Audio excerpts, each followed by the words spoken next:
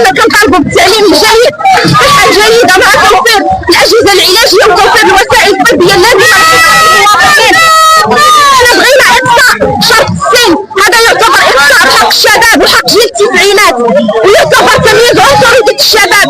علاش يغيروا لنا الفصول ديال الدستور ديالنا؟ علاش يرميونا للبحر؟ دابا انا كشاب مغربي كنفكر في الهجره، ما بقيتش بغيت بلادي ما عطاتنيش داكشي اللي بغيتو، بغيت الحاجه ما بقيتش بغيت لاكارت ناسيونال، ما بقيتش باغا نقول لشي واحد انا راني مغربيه، انا باغا نمشي باغا